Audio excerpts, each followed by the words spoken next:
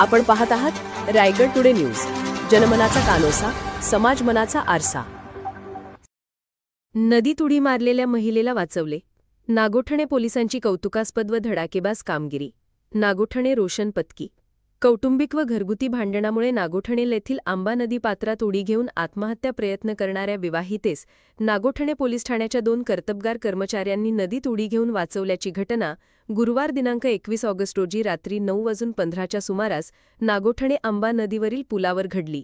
याबाबतची सविस्तर माहिती अशी की गुरुवार दिनांक 21 ऑगस्ट रोजी रात्री 9:15 वाजण्याच्या सुमारास आशा दीपक गुंजाळ वय 25 राहणार रामनगर नागोठणे हिने घरगुती भांडणाच्या वादातून रागाच्या भरात जुना वरवटणे ब्रिज येथून आंबा नदीच्या वाहत्या पाण्यात उडी मारली।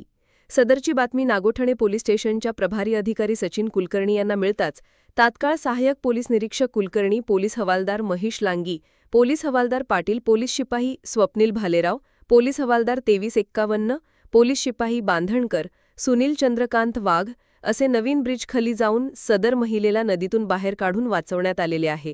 यावेळी सुनील चंद्रकांत वाघ व स्वप्नील भालेराव स्वतः नदीपात्रात खोल पाण्यात उतरून सदरच्या महिलेचा जीव वाचवला आहे। नागोठणे पोलीस ठाण्याचे सहाय्यक पोलीस निरीक्षक सचिन कुलकर्णी यांनी सदरच्या महिलेचे समुपदेशन केले असून त्या महिलेवर औषध उपचार करून तिला नातेवाईकांच्या ताब्यात देण्यात आले आहे।